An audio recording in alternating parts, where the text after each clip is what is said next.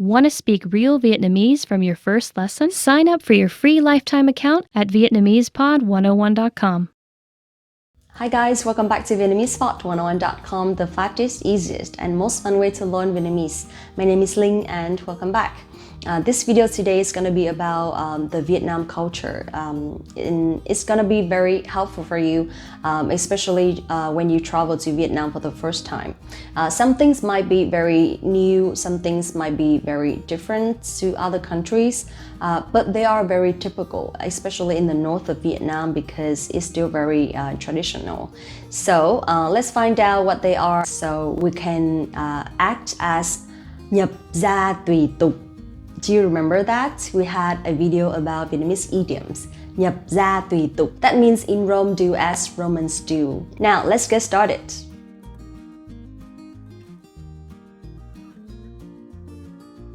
The first one, the most common one, which is greeting people. We greet people all the time, right? We greet everywhere in the world. But in Vietnam, it's very, very important and very respectful if we greet older people. The most common way to say hi to someone is, for example, they are like a little bit older than you only. So we can say em chào anh and em chào chị. That means hello brother or sister. Cháu chào cô or cháu chào chú means like hello miss or Mrs. or hello Mr. Hello sir. Okay? Cháu chào cô, cháu chào chú. Or even higher, even if they are older. So we can say cháu chào bác, cháu chào bác, cháu chào ông, and cháu chào bà.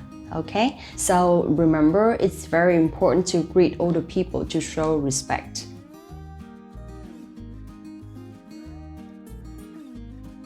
Next one, this one is also very common, but in the north only.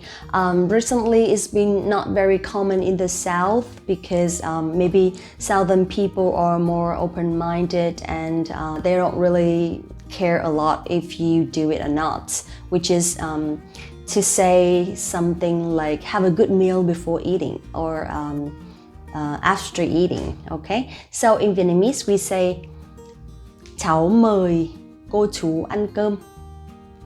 Cháu mời cô chú ăn cơm. So talk to your uncle or auntie, okay? Cháu mời cô chú ăn cơm means like please eat or have a good meal, okay? But after eating, you also say cháu mời cô chú ăn cơm. That means I'm done or I finished. That's it. Okay, so cháu mời cô chú ăn cơm is for uncle generation. And if you want to say to your grandparents, we can say cháu mời ông bà ăn cơm. Cháu mời ông bà ăn cơm. Cháu mời ông bà ăn cơm. Okay, so this one is pretty typical in the northern families and for the southern families. So you can just start eating without saying anything and it's still okay.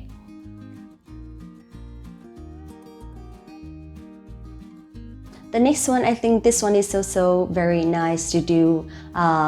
We usually buy some gifts after traveling somewhere to show that we still remember about people at home that they cannot travel with us, or you can buy some gifts to your friends or families.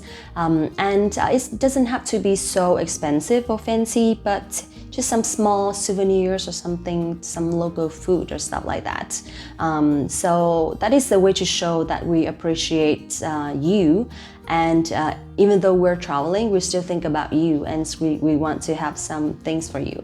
So for example, if you are from another country and this is your first time going to Vietnam, you can buy something from your country, from your hometown, and give to some Vietnamese friends. Or when you go back to your country, you can buy some gifts from Vietnam to them.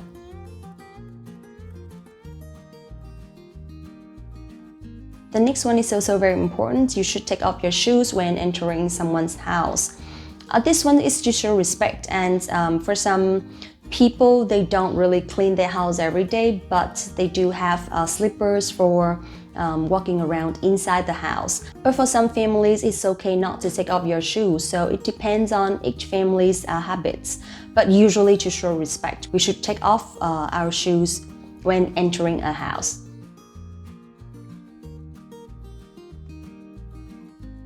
The next one, this one is a sign of bad luck for some people. So it is important not to touch someone's head or someone's shoulder.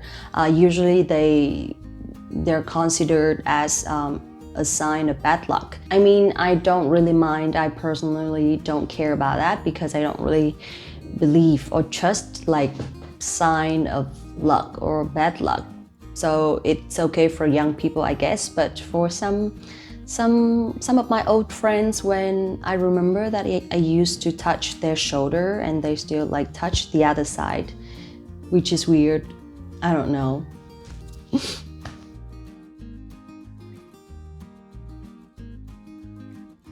The next one, this one is also very important. Do not come to someone's house on the first day of Lunar New Year unless you are invited, because Vietnamese people believe that the first guest of the year will present for the luck of the whole year. So usually they will find someone with the suitable age. You know the zodiac 12 animals. So there will be some how to say, some combination or some good age for the landlord or the owner of the house.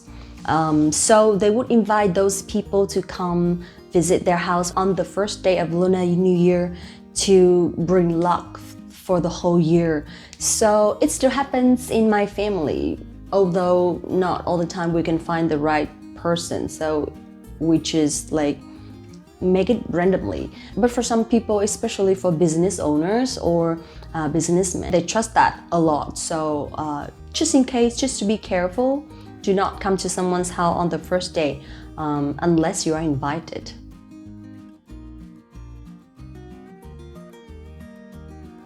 Never ask for a refund or never exchange the stuff that you bought in the morning. So let me explain. People believe that the beginning of the day will present the vibe of the whole day. So imagine that you open the shop and the first thing that you do is not a purchasing or something, but it's an exchange or it's a refund. You're not very happy with that. So that is how Vietnamese people think. So if you bought something and you're not happy with the stuff, or you want a refund or you want to change the size, let's wait until the afternoon. And or maybe you can ask for their refund policy, so it's not going to be so confusing. Okay.